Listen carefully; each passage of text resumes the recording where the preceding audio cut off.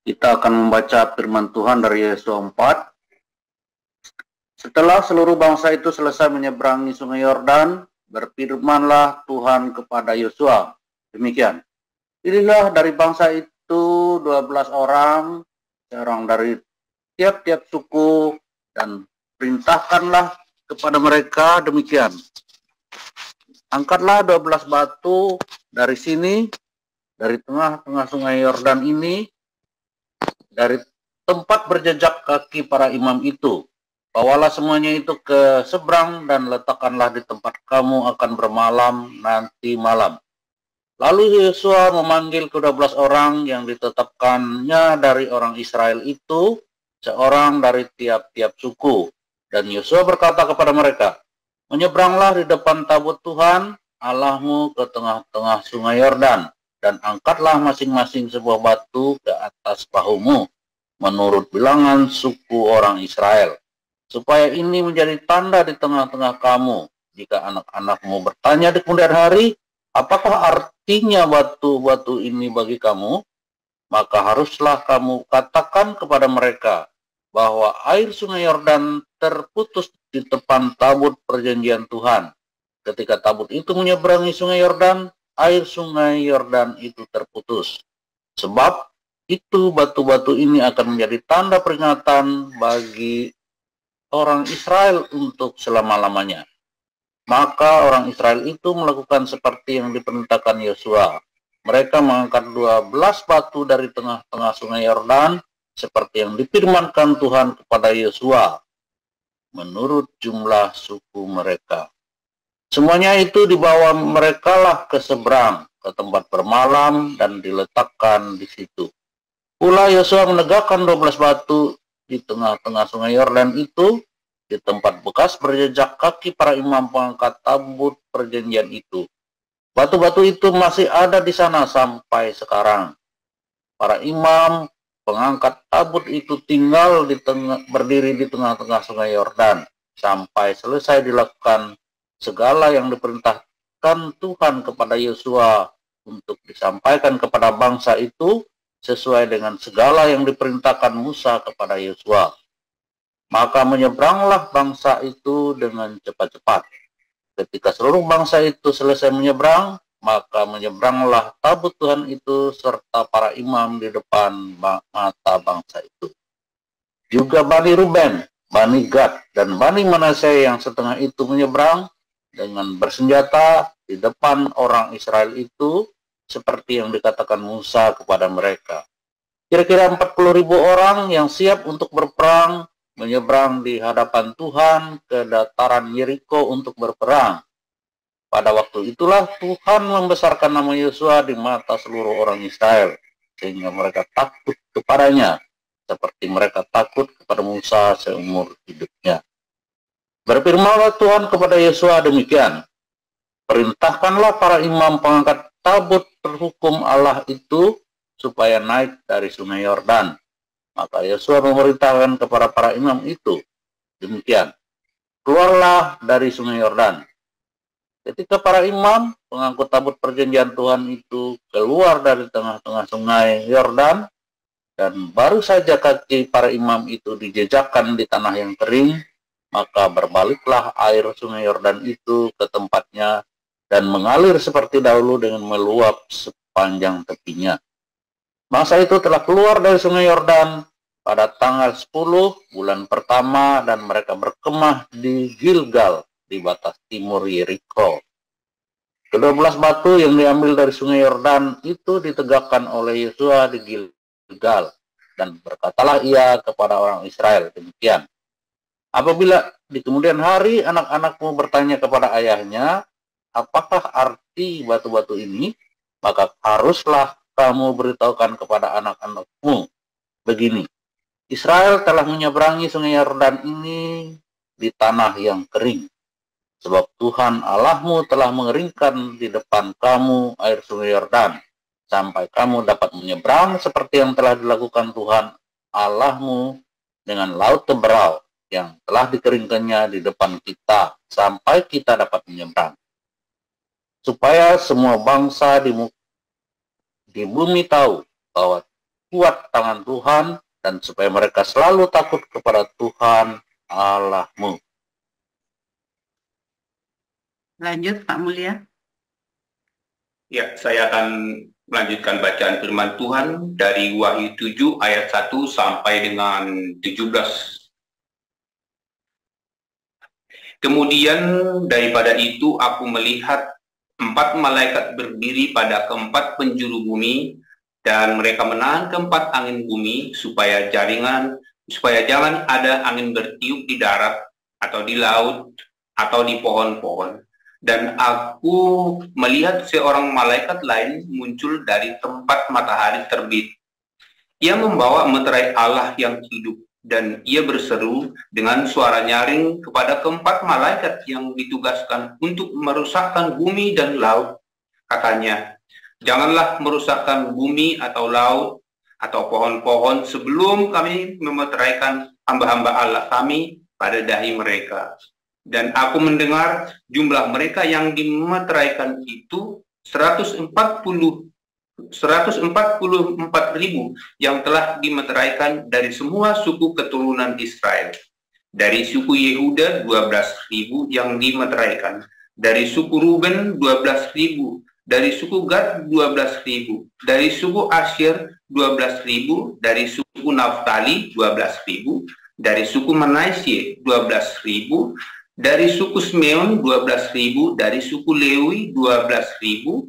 Dari suku Isakar 12.000, dari suku Zebulon 12.000, dari suku Yusuf 12.000, dari suku Benyamin 12.000. Kemudian daripada itu aku melihat sesungguhnya suatu kumpulan besar orang banyak yang tidak dapat terhitung banyaknya dari segala bangsa dan suku dan kaum dan bahasa berdiri di hadapan takhta dan di hadapan anak domba, memakai jubah putih dan memegang daun-daun palem di tangan mereka. Dan dengan suara nyaring mereka berseru, keselamatan bagi Allah kami yang duduk di atas takhta dan bagi anak domba. Dan semua malaikat berdiri mengelilingi takhta dan tua-tua dan keempat makhluk itu. Mereka tersungkur di hadapan takhta itu dan menyembah Allah sambil berkata, Amin. Puji-pujian dan kemuliaan dan hikmat dan syukur dan hormat dan kekuasaan dan kekuatan bagi Allah kita sampai selama-lamanya. Amin. Dan seorang dari antara tua-tua itu berkata kepadaku, siapakah mereka yang memakai jubah putih itu dan dari manakah mereka datang? Maka kataku kepadanya, Tuanku, Tuhan mengetahuinya. Lalu ia berkata kepadaku, mereka ini adalah orang-orang yang keluar dari kesusahan yang besar, dan mereka telah mencuci jubah mereka dan membuatnya putih di dalam darah anak domba. Karena itu mereka berdiri di hadapan takhta Allah dan melayani Ia siang malam di bait sucinya. Dan Ia yang duduk di atas tahta itu akan membentangkan kemahnya di atas mereka. Mereka tidak akan menderita lapar dan dahaga lagi. Dan matahari atau panas terik tidak akan menimpa mereka lagi. Sebab anak domba yang di tengah-tengah tahta itu akan menggembalakan mereka dan akan menuntun mereka ke mata air kehidupan. Dan Allah akan menghapus segala air mata dari mata mereka. Demikian firman Allah. Terima kasih lektor kita Pak Enardo Ejak dan Pak Mulya Setanggang. Selanjutnya kita akan mendengarkan renungan dengan judul Israel melawan pasukan Islam oleh Dr. Joseph Paul Jang. Silakan Pak Paul. Haleluya, firman Tuhan selalu baru setiap hari buat kita yang menanti-nantikan Tuhan dengan penuh cinta, dengan tekun pengharapan, saudara. Saudara, perang Israel melawan Hamas ini adalah sebetulnya perang akibat agama bukan perang agama tetapi perang yang diakibatkan karena agama. Sudah berkali-kali saya katakan orang Israel menduduki tanah Israel itu karena apa? Karena Torah mereka tadi Yosua 4 tadi kan, mereka disuruh merebut tanah itu. Kenapa? Karena Torah, karena firman Tuhan. Hari ini mereka kembali ke sana karena tanah Torahnya itu. Sama ya, Hamas itu kenapa ingin sekali mengusir Israel? Ya, bukan ingin bikin dua negara, bukan two-state solution, bukan. Hamas itu bukan masalah karena ingin berbagi tanah, hidup bersama, enggak. Oke, Israel kudu pergi dari situ. Kenapa? Karena dari Al-Quran dasarnya. Ya, yang benar yang mana? Yang menang. Yang benar yang menang. Udah nanti siapa yang menang, yang benar. Satunya ngotot karena Al-Quran, disuruh membunuh orang Yahudi dan mengusir orang Yahudi dari tanah itu. Karena di dalam Al-Quran disebutkan mereka sudah diusir. Ya kan? Nah, yang satunya ngotot, itu tanah yang Tuhan sudah janjikan kepada mereka. Udah, yang menang yang benar. Berarti yang menang itu yang disertai Tuhan. Itu saja, saudara. Ya, dasarnya itu. Tapi sebenarnya apakah ada solusi? Ada, sebenarnya hidup bersama. Ya, nyatanya orang Palestina di tanah Israel itu, di negara Israel, orang-orang Palestina kalau dia jadi warga negara ya baik-baik saja, saudara. Mereka mendapat, bahkan ada yang jadi tentara, bisa jadi pejabat, bisa. Intinya kan hidup bersama. Mau nggak mereka hidup bersama-sama? Kan nggak mau. Orang-orang Islamnya ini kan nggak mau. Kalau yang mau dianggap apa? Togut, pengikut Dajjal. Jadi orang-orang Islam yang mau jadi warga negara Israel itu dianggap dajjal oleh orang Islam yang lain, ya, dianggap pengkhianat dan sebagainya macam itu ya, yang ada di daerah Nazaret, di daerah Bethlehem itu kan orang Islam itu kan dianggap pengkhianat oleh orang-orang Palestina yang lain, saudara. Karena apa ya? Karena mau berkompromi dengan Israel. Mereka tidak berpikir bagaimana hidup bersama di sebuah tanah, di sebuah lokasi. Nggak mau. Prinsipnya kan Islam will dominate the world, ya kan? Nah, saudara, orang-orang yang tidak mau berbagi itu sama seperti itu, saudara. Orang-orang yang tidak mau berbagi dengan sesamanya itu, ya untukku dan untukku yang lain pergi. Itu adalah orang-orang seperti itu, ya. Orang-orang yang tidak bisa mendatangkan damai bagi dunia, damai bagi keluarganya. Anda, kakak beradik yang masih rebutan warisan, sama tuh, seperti itu tuh. Ya, kakak beradik yang masih gegeran masalah warisan, berarti Anda tidak bisa hidup bersama. Aku yang dapat, kamu enggak. Tapi kan dia serakah, Pak. Bukan masalah serakah. Kalau kamu berkata tidak mau berbagi, tapi kan saya anak laki-laki pada lebih besar. Apapun alasanmu, kalau kamu tidak mau berbagi, dan kamu menuntut orang lain berbagi kepadamu, sebetulnya kamu ya seperti itu. Ya. Kenapa sih kamu tidak bisa berbagi? Setiap kali ada orang meninggal, ya orang kaya yang meninggal, saya selalu khotbahnya apa, saudara? Anak-anak rukun bagi dengan baik. Ya, saudara. So, saya nggak berdoa supaya si bab yang meninggal ini masuk surga, saudara. Saya berdoa apa? Anak-anak rukun yang baik. Mau berbagi, mau tetap bersatu, ya jangan bertengkar masalah warisan. Itu, saudara. Karena berbagi ya adalah kunci kamu menikmati kerajaan surga, saudara. Kalau kamu tidak mau berbagi, kamu tidak akan menikmati kerajaan surga. Itu orang-orang Palestina yang tidak mau berbagi hidupnya, ya kayak neraka. Ya kayak di Gaza ini kan orang-orang yang tidak mau berbagi kan.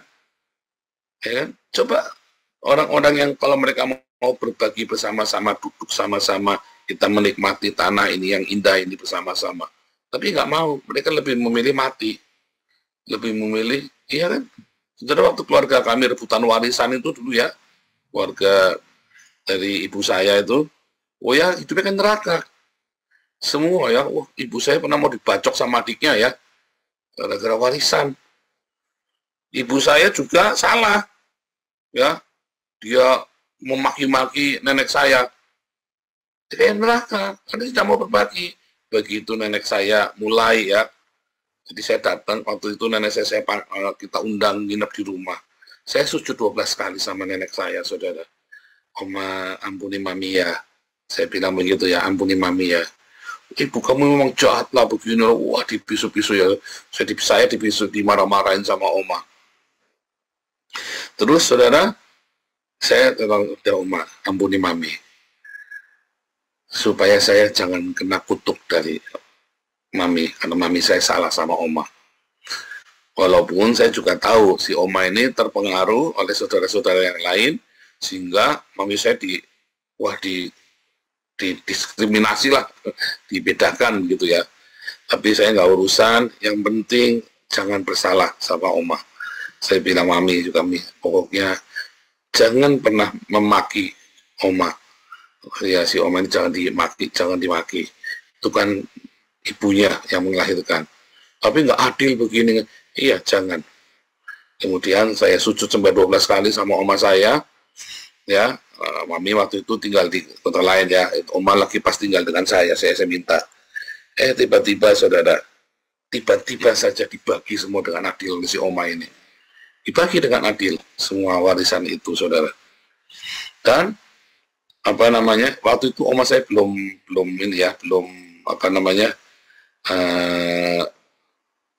belum pikun, jadi masih kenal semua satu-satu ya. Terus apa yang terjadi saudara, sejak itu dibagi sama Oma, tiba-tiba semua anak-anaknya rukun, anak-anaknya tiba-tiba semuanya ngumpul ya.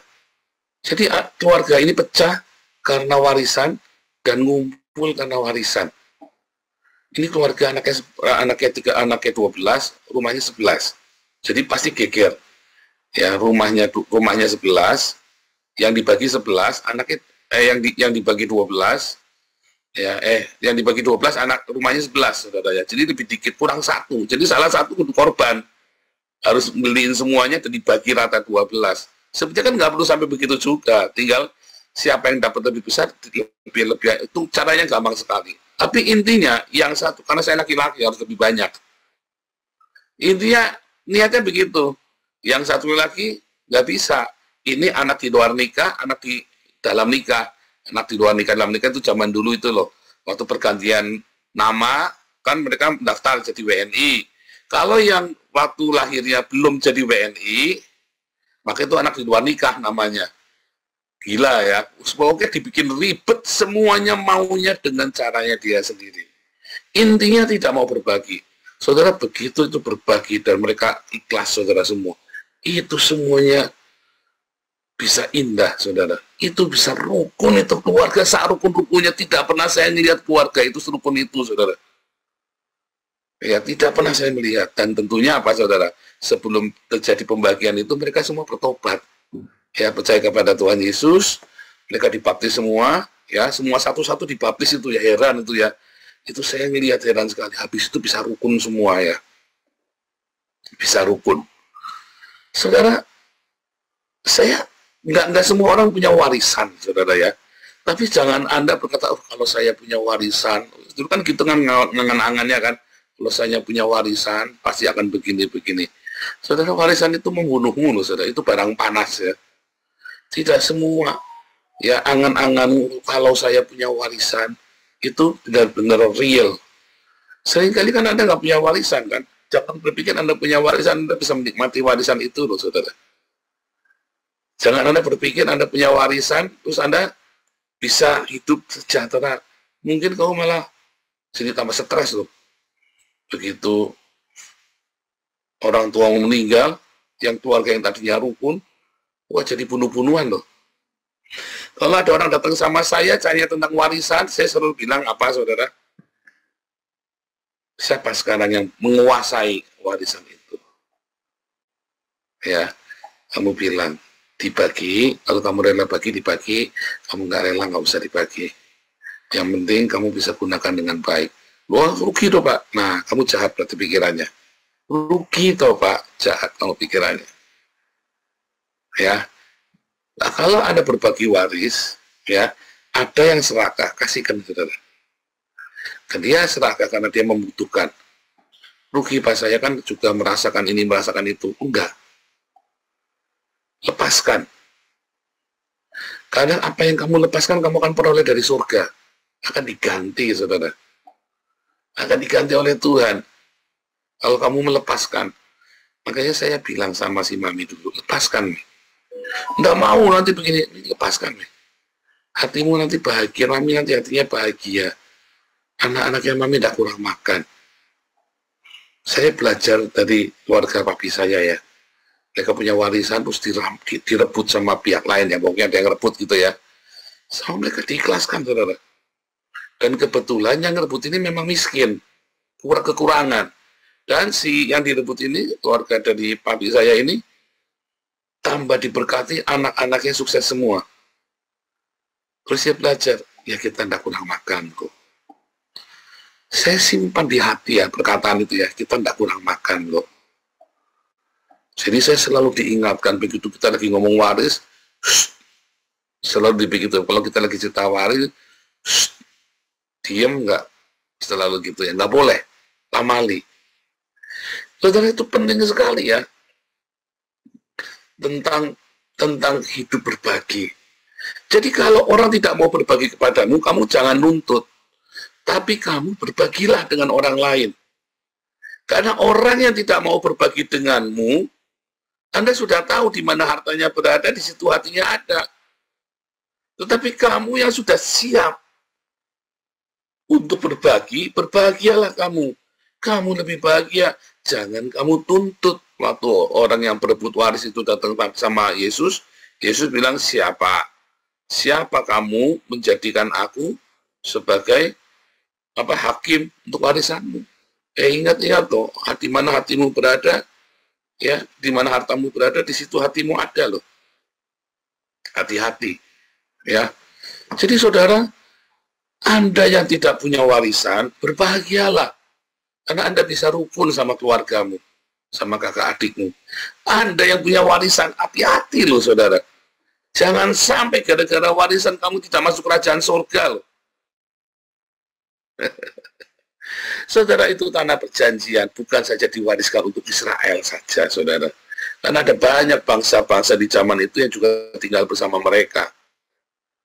Jadi tanah perjanjian itu harusnya duduk diam semua orang-orang dengan damai sejahtera. Tetapi karena yang satu yang lain ingin menguasai dan mengusir yang lain, maka perang dan kesudahan. Dua-duanya berdasarkan mengatasnamakan Tuhan. Dua-duanya. Lalu yang menang, yang benar, yang menang. Ya yang menang, udah. Bukan masalah benar salah. Ini masalahnya menang-menangan, udah. Karena dua-duanya atas nama Tuhan, sudah pentok, sudah atas nama Tuhan. Ya, makanya Israel kan selalu membuka untuk perdamaian, tetapi yang orang-orang Islamnya kan nggak mau membuka perdamaian. Israelnya selalu membuka perdamaian, saudara. Ceasefire, oke, jatah-jatah. Tapi lawannya nggak mau. Kenapa? Maunya kamu pergi. Jahat sekali, saudara ya. Jahat sekali. Sama ya, Anda kalau punya berkat, belajarlah berbagi, saudara. Kalau kamu tidak mau berbagi berkat yang kamu miliki, kamu bahkan selalu merasa kurang.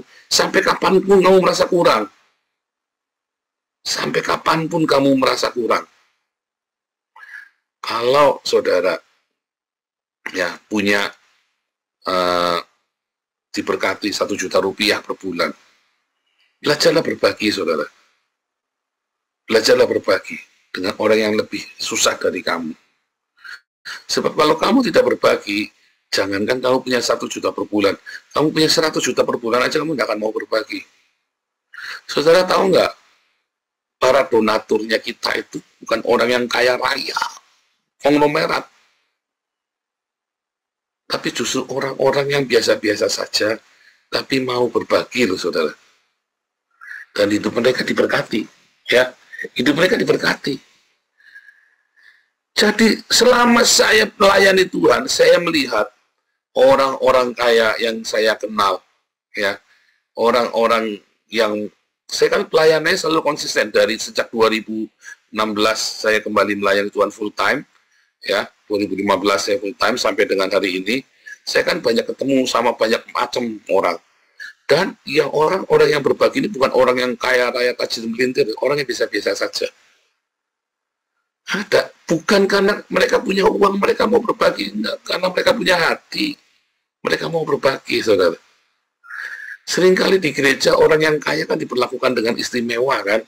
Kalau dalam komunitas kita enggak, biasa saja. Ya, antri tetap ngantri, saudara. Antri ya tetap antri. Nggak urusan kamu nyumbang, nggak urusan kamu nggak nyumbang, yang ngantri ya tetap ngantri. Karena dari pengalaman saya, bukan masalah orang kaya yang mau, yang bisa berdonasi untuk pekerjaan Tuhan, untuk berbagi, kasih makan orang miskin dan sebagainya. Enggak, tapi orang yang mau. Ya. Jadi kalau Anda punya berkat 1 juta, terus Anda nggak belajar berbagi, kamu jangan ngarep punya berkat 100 juta, terus nanti kalau saya 100 juta, pasti saya berbagi. Bohong. Tidak mungkin, saudara. Sudah saya buktikan. Sudah saya buktikan. Saya kan banyak kenal orang kaya. Aduh, saudara, sebelum saya mengerti kebenaran nih, sebelum tahun 2010 ya, saudara ya, saya pikir bergaul dengan orang kaya itu nanti kita akan kecipratan berkat, saudara. Entah itu akses channel apa segala macam. Enggak, saudara. Orang makin kaya itu makin pelit, saudara. Kalau dasarnya dia bukan kekayaan yang dari sorga ya, makin kaya makin kencang dia megang duitnya. Saya enggak. Orang makin kaya itu makin kencang memegang duitnya. Kenapa? Karena dia mencapai kekayaan itu dengan berdarah-darah, dengan susah payah. Apa yang saya kasih ke kamu? Tapi orang kaya yang karena berkat Tuhan, dia kan suka memberi. Bukan royal ya, beda ya. Ada orang royal. Royal itu ongkrongan, dipuji-puji, dikasih. Asal ada ngangkat dia, dikasih. Wah, itu kasihan sekali orang yang seperti ini. Tapi orang-orang yang mau berbagi ini adalah orang-orang yang dasarnya dia punya belas kasih di dalam hidupnya dia. Dan dia tahu uang yang dia miliki adalah uangnya Tuhan, bukan uangnya dia. Maka dia berbagi. Jadi Anda jangan berpikir karena kamu cuma punya duit 1 juta, nanti Tuhan kalau duitnya 10 juta saya berbagi. Enggak. Berbagilah dari sekarang. Ya. Sebetulnya perang Israel melawan Islam ini adalah masalah apa? Mau berbagi apa enggak? Kamu mau hidup berbagi apa enggak? Sepele sekali. Ya. Kamu itu perang Israel dengan Islam ini adalah skala besar dari kehidupan kita. Yang orang Islamnya kan nggak mau berbagi. Islam will dominate the world, saudara. Orang zakat aja berbagi aja cuma 2,5% kok. Loh, benar nggak? Orang Islam itu berbagi 2,5%. Anda 100% kalau mau berbagi seluruh hidup kita. Ya kan? Minimum 10%. Minimum 10%. Ya kan? Serius, saudara. Makanya orang-orang Kristen itu diberkati dengan luar biasa dibandingkan dengan orang-orang Islam. Karena orang-orang Kristen diajari berbagi. Kalau kamu berbagi ke orang yang tepat, ke gereja yang benar, ya, maka kamu akan menuai. Kalau orang Islam berzakat 2,5%. Dia punya 10 juta, cuma disuruh ngasih, dia punya 1 juta ya, 1 juta dia cuma disuruh ngasih, berapa tuh? 25.000. Kamu punya 1 juta, ngasihnya 250, ngasihnya kamu harus 100.000 kalau punya 1 juta. 4 kali lipatnya, minimum loh. Padahal Tuhan bilang, jualah hartamu, bagikan kepada orang miskin. Jualah segala hartamu, bagikan ke orang miskin. Artinya hidup kita itu, ya, punya Tuhan. Iya, luar biasa ya, paradoks ini paradoks, saudara. Kamu jangan berpikir kamu nanti kalau sudah kaya berbagi. Nggak akan, saudara. Dan mungkin kamu benar-benar kaya dan kamu tidak akan berbagi. Saya sudah lihat dengan mata kepala saya sendiri. Ada orang ingin berbagi asal nama saya ditulis ya di situ ya. Iya kan? Waduh, saya sampai melongo ya melihatnya ya, sampai kaget. Nah, seperti Ananias dan Safira, dia pikir mau berbagi separuh, ditahan, asal dia dapat tenar. Belajar setia dalam perkara kecil, berbagi hidupmu, saudara. Belajar berbagi kepada orang yang lebih membutuhkan, tanpa harus pamrih. Sebab ketika kamu diberkati dengan luar biasa, kamu akan terbiasa berbagi hidupmu, saudara. Bukan 2,5%. Seluruh hartamu, seluruh hidupmu berbagi. Paul ngomong, oh sudah, saudara, kamu cek rekening saya, yang rekening pribadi, selalu kosong, selalu saya bagi, saudara. Saya nggak main-main, selalu saya bagi. Selalu saya bagi. Serius, saudara, saya selalu saya bagi.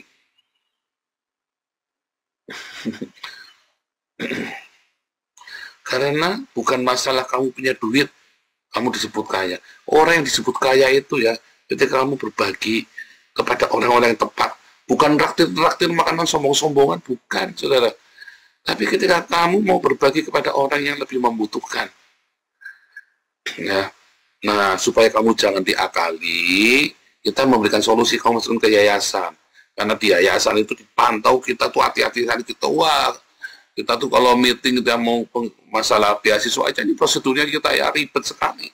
Kenapa kita nggak mau uang ini jatuh ke tangan orang yang nggak benar? Ya kan sering kali kan kita tipu kan. Coba berapa kali orang minta-minta duit, mau utang-utang sama saya, beginilah begitu. Tapi kan kita lolos kan, selalu kita sekali hampir kita kecolongan besar, tapi kita selalu luput. Karena apa? Karena ada banyak orang di situ, sistemnya kita tanggung jawab, kita selalu saling mengingatkan, ya. Kita selalu saling mengingatkan untuk menggunakan uang yayasan ini dengan bijaksana. Karena ini uang Tuhan. Masyarakat percayakan kepada kita. Ya kan? Di mana mereka ingin berbagi. Makanya ya kalau ada kebocoran-kebocoran yang itu kita jengkel. Ini masyarakat ngasih dari kekurangannya mereka. Bukan dari kelimpahan, dari kekurangan. Ada yang ngasih 10.000, 50.000. Dan kadang-kadang saya tahu yang ngasih ini miskin, saudara. Saya kan beberapa saya tahu nama-nama itu kan, saya tahu orang ini miskin loh, saudara.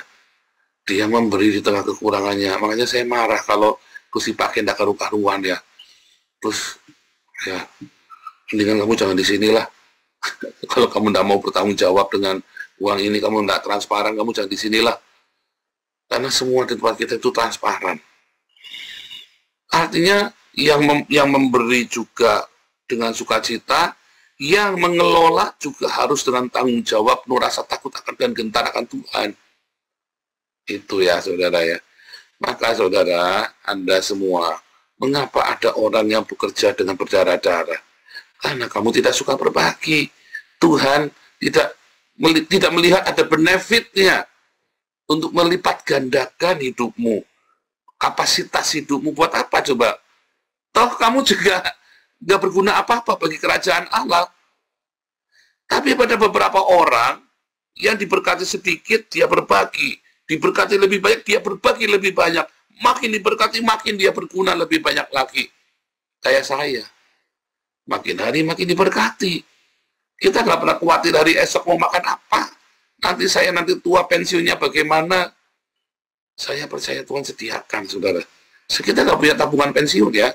Tapi memang kalau minimum ya pasti ada ya, uang pensiun, tunjangan hari tua itu selalu ada orang-orang yang tinggal di Belanda.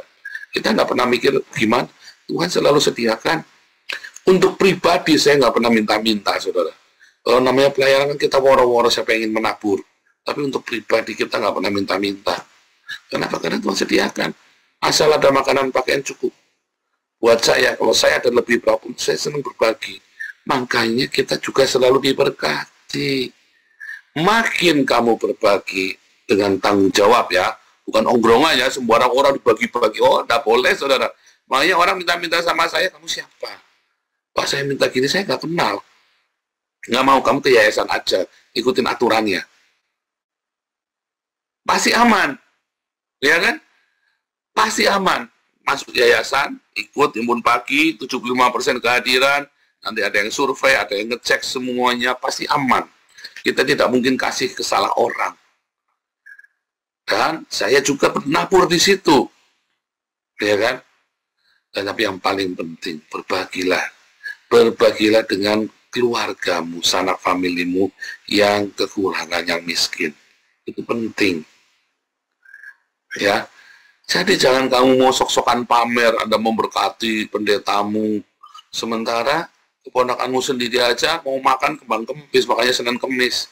Oh, jangan sampai. Jadi perang Israel dengan Islam ini, ya dengan Hamas yang mewakili Islam kan dia kan, mewakili seluruh negara Islam kan, Hamas ini kan. Ini adalah perang masalah kamu mau berbagi apa enggak. Israel mengajak, ayo hidup bersama, kita berbagi. Tapi orang-orang Islam ini bilang, nggak mau, kamu pergi. From the river to the sea. Ya, the Palestine must be free. Lalu orang Yahudi kemana? Suruh ke laut. Genosida. Jahat, saudara. Ini masalahnya mau hidup bersama apa enggak. Dunia ini lebih dari cukup, saudara ya. Lagu tema Damaris. Dunia ini lebih dari cukup kalau kita semua mau berbagi. Nggak perlu kamu pergi ke Mars. Nggak perlu kamu pergi cari planet lain, saudara. Karena dunia ini lebih dari cukup. Satu orang, contohnya lah, ya contohnya nih, itu yang sering diserukan sama Yusuf Kala. Ya 5% orang Tionghoa Indonesia menguasai 55% perekonomian Indonesia. Untung orang Tionghoa mau berbagi. Kalau enggak, pada kere semua, enggak itu. Orang Indonesia. Untung orang Tionghoa ini suka berbagi. Kenapa? Karena orang Tionghoa ini percaya, ya, kalau dia ngasih banyak, dikasih banyak. Orang Tionghoa itu orang Tionghoa itu pelit buat dirinya sendiri loh, saudara. Tapi kalau ada orang miskin, orang Tionghoa itu, kepercayaan Tionghoa itu mengajarkan untuk ngasih sedekah sama orang miskin. Supaya nanti kalau dia reinkarnasi, dia jadi orang kaya, saudara. Semiskin apapun orang itu diajari itu ya. Dari kecil kita diajari ya. Dalam ajaran itu diajari. Soalnya kan kalau dulu kan percaya reinkarnasi orang Tionghoa zaman kuno. Nanti kamu nggak jadi orang miskin.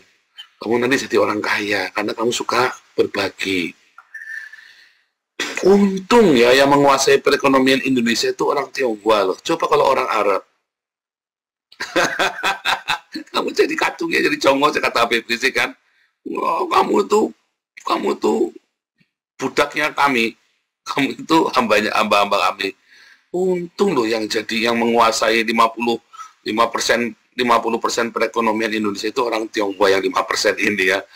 Untung loh. Karena orang Tionghoa ini percaya reinkarnasi, dia suka bagi-bagi supaya dia nanti jangan jadi kodok sudah lahirnya. Ya kan? Bersyukurlah saudara ada teori reinkarnasi sehingga orang Tionghoa takut jadi kodok, jadi kecebong. Ya kan? Oh, saya nggak mau jadi kodok, saya tak bagi-bagi duit yang banyak. Ya, makanya orang Tionghoa kan banyak mendirikan yayasan-yayasan sosial kan.